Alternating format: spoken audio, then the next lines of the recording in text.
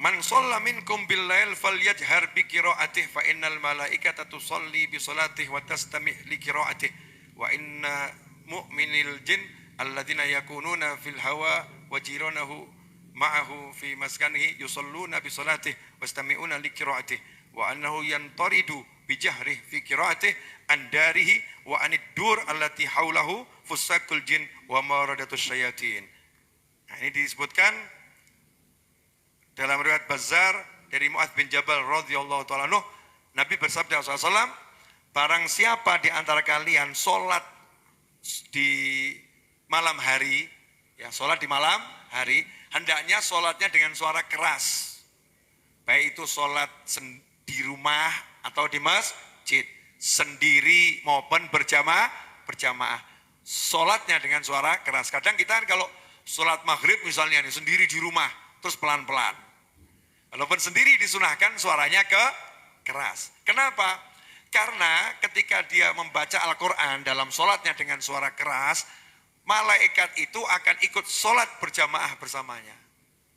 Dan jin-jin yang beriman juga akan ikut sholat berjamaah bersamanya.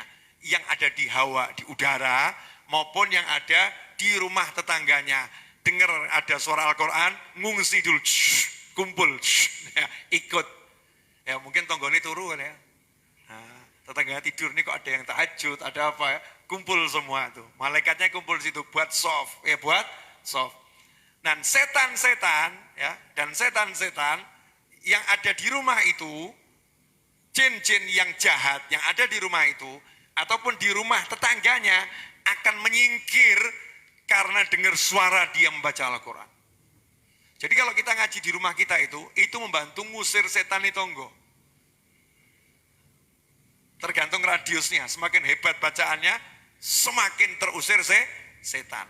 Karena itulah ikhwani rahimakumullah, keberadaan seorang mukmin di suatu wilayah, kalau betul-betul dia menjalankan syariatnya Nabi Muhammad SAW, maka dia akan bawa kedamaian untuk rumahnya, rumah tetangganya, lingkungannya. Semakin hebat orangnya, maka akan semakin besar kedamaian yang dibawa untuk wilayahnya.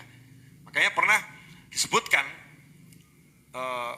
warga Siwon, kota Siwon di Hadramut sana, kami baru paham kami hidup di dunia setelah wafatnya Habib Ali bin Muhammad bin Husain al-Habsyi radhiyallahu ta'ala. Habib Ali Habsyi ini punya kakak Habib Husain. Habib Husain ini gurunya Mbah Hasyim Asy'ari. Habib Ali pengarang Maulid Simtuduror. Beliau wafat di kota Siwon, di Hadramut sana, Yaman. Nah, warga Siwon itu mengatakan, kami baru sadar kalau selama ini kami hidup di dunia setelah wafatnya Habib Ali Habsyi. Kenapa? Karena semasa hidupnya Habib Ali Habsyi itu, kota Siwon seperti di surga. Kalau ada yang misalnya kok hatinya nggak enak sama temennya, itu cepat ingat. Ada ujian-ujian, enteng nggak terasa ujian. Jadi setelah Habib Ali meninggal, kena ujian tuh baru terasa kok ada ujian gitu. Kenapa? Yang mikul sudah pergi. Yang menghalau setan-setan yang bawa sumpek sudah pergi. Nah makanya kadang-kadang kita ini tinggal di satu rumah gitu ya, kok rakrasa sumpek ya? Kok nggak pernah merasakan sumpek? Jangan pede kamu. Bisa jadi yang buat gak sumpek itu mungkin ART-nya yang ahli tahajud, ART-nya ahli ngaji, nah majikannya ahli nonton film.